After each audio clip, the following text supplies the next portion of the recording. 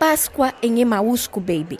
Muitos cristãos participaram na igreja franciscana no vilarejo que a tradição indica como aquela dos 2 discípulos que saíram de Jerusalém depois dos trágicos acontecimentos. Do terraço do santuário, o olhar e a mente vão até as páginas do Evangelho. Se torna fácil imaginar Jesus que se aproxima dos 2 discípulos que caminhavam em direção àquela vila. Um Jesus que, depois de haver explicado as Escrituras, se manifesta a eles no partir do pão.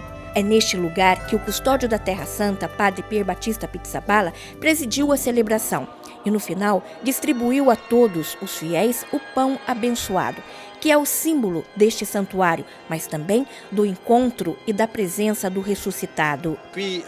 Aqui em Emaús, a celebração hoje nos diz e nos ensina uma coisa importante, que todos nós, através dos estudos das Escrituras e através da experiência de Páscoa, somos como os discípulos de Emaús que encontraram Jesus. Sobretudo, o reconheceram no partir do pão. Nos diz também que ainda hoje, como os discípulos de Emaús, temos que sair dos nossos ambientes para repartir o pão com todos que encontramos ao longo da estrada. Foi uma coisa maravilhosa estar aqui e celebrar, onde os discípulos reconheceram Jesus no partir do pão, e celebramos próprio neste lugar. A história dos discípulos de Emaús é a história de cada um de nós, diz Padre Artemio Vítoris, vigário custodial. O Senhor vê o nosso cansaço, vê as nossas desilusões e não nos deixa sozinhos. Se aproxima e nos indica as 3 vias para encontrá-lo: a palavra de Deus, a caridade e a Eucaristia. Embora existam outras localidades de nome Emaús, a identificação com a vila de memória evangélica se dá por vários motivos, como os restos da estrada romana, algumas construções dos tempos dos cruzados e a referência ao texto bíblico com a distância de 11,5 km de Jerusalém, os 60 estádios dos quais fala o Evangelho de São Lucas. Por isso, pode ser considerado autêntico este lugar. O santuário foi meta de peregrinação já na Idade Média. Embaixo dos fundamentos da igreja atual, construída sobre uma basílica dos Cruzados, se encontram os restos da casa que é venerada como a casa de São Cleófas e de seu filho.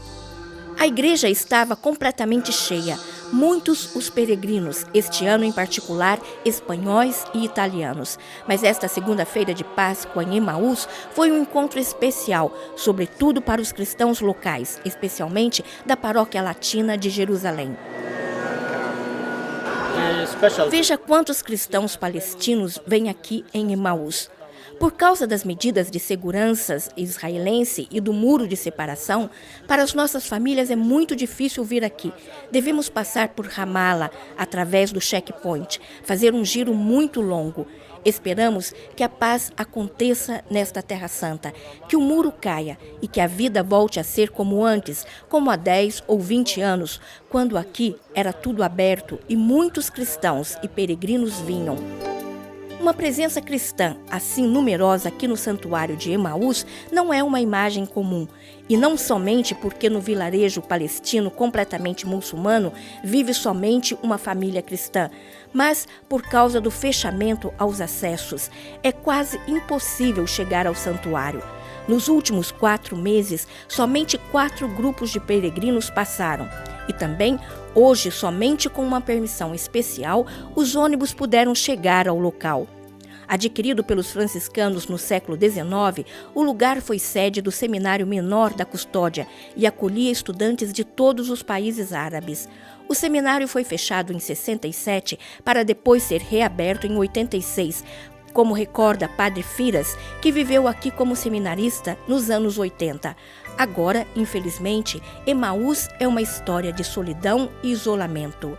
Este é para mim, sobretudo, um lugar de oração e de meditação, nos diz Frei Francis, guardião do convento que mora em Emaús com mais um frei. Mas é certo que fico mais feliz quando posso partilhar com os outros o mistério que se contempla neste lugar santo.